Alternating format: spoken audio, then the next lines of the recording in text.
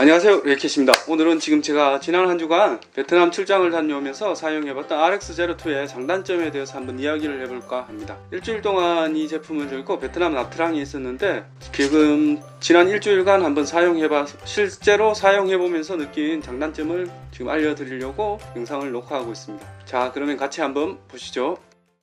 자, 이게 지금 AFC가 안 된다고 가장 이야기가 많은데, 일단 초점 모드를 보면 세 가지 초점 모드를 가지고 있습니다. AFS, PF, MF. MF는 말 그대로 수동 초점이고, PF는 펜 포커스 모드인데, 이 펜 포커스 모드는 초점이 1m에서 무한대, 그리고 니어 모드라고 해서 50cm에서 1m 안으로 있고 초점을 설정할 수 있고, AFS는 단일 촬영이죠. 20cm까지, 그러니까 초점을 맞출 수가 있습니다. 펜 포커스로 AFC가 안 되기 때문에 펜 포커스로 설정을 하고 촬영을 하면 핀이 나가는 문제는 덜합니다.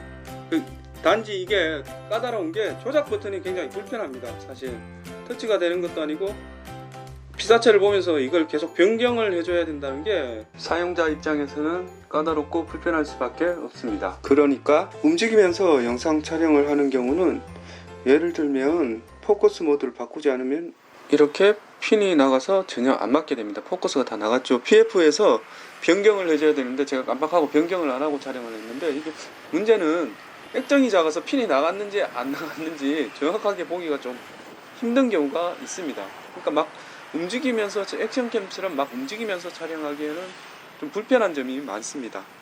이게 얼굴 인식 능력이나 눈 인식은 상당히 좋은 것 같습니다. 사람 얼굴을 이렇게, 이번에 플립이 180도로 바뀌면서 사람 얼굴을 보면서 이렇게 따라오는 거는 굉장히 잘 따라옵니다. 이건 꽤 괜찮다고 생각을 합니다.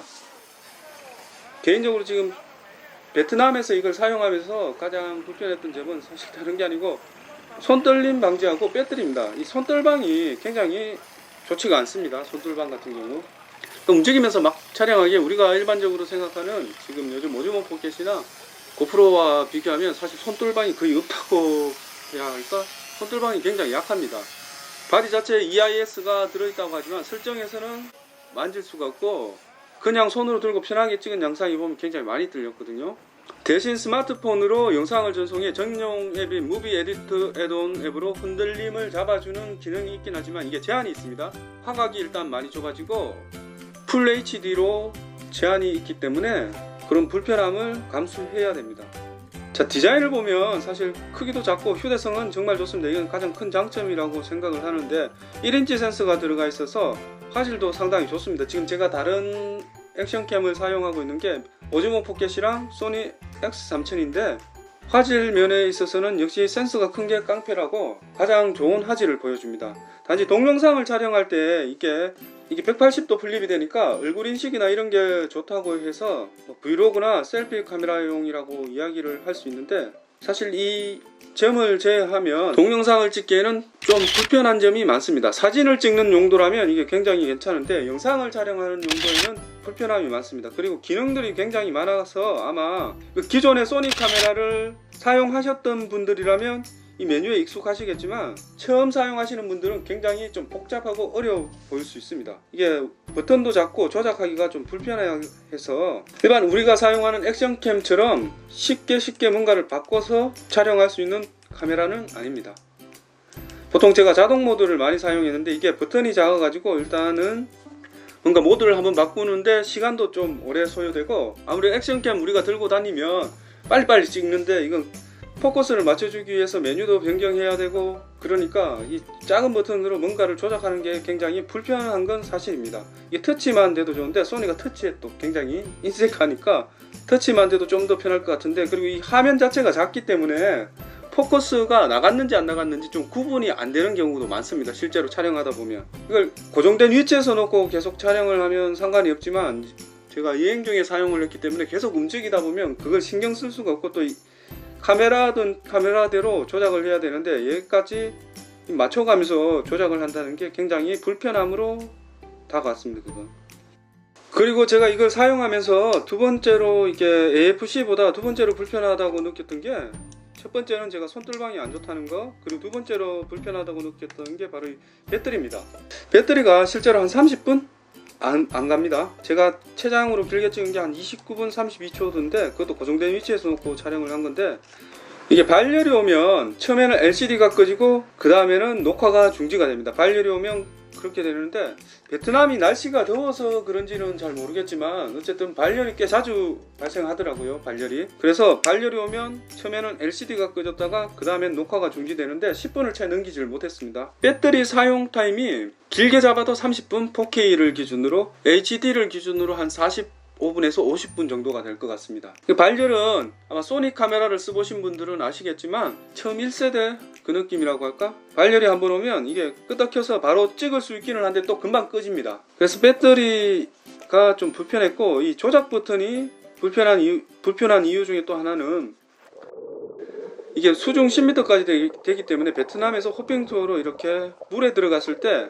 물속에서 이거를 설정을 바꿔야 되는데, 포커스를 맞추기 위해서 그게 불가능하더라고요. 제가 사용했을 때는 일단 물속에서 이거 뭔가 바꾼다는 것 자체가, 그러니까 물 밖에서 완전히 세팅을 하고 들어가서 바꾸는 게, 완전히 세팅을 하고 들어가서 촬영을 해야 됩니다. 그러니까 물속에서 이 조작 버튼 자체가 작아서 이게 굉장히 까다롭다고 느껴졌습니다. 메뉴를 바꿔서 뭔가를 하기에는 자동 모드에서 완벽하게 다 되면 되는데 자동 모드에서도 안 되는 경우도 있고, 포커스가 일단 AFC가 안 된다는 게 지금 가장 큰 지적으로 나오지만, 펜 포커스로 이렇게 바꿔야 하니까 펜 포커스로 바꿀 때 이 메뉴를 보고 물속에서 한다는 것 자체가 좀 굉장히 힘듭니다.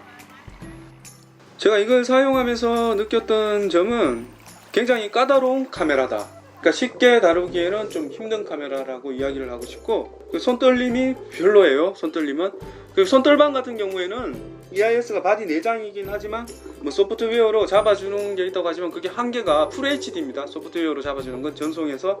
그러니까 4K를 찍기 위해서 샀는데 그걸 제가 잘 사용할 일은 없겠죠. 제가 4K 때문에 이 기계를 사는 건데. 그리고 두 번째는 역시 AFC가 안 된다는 거는 불편하긴 하지만 펜포커스로 어느 정도 커버를 할 수는 있지만 이게 조작하는 게 굉장히 까다롭다는 거.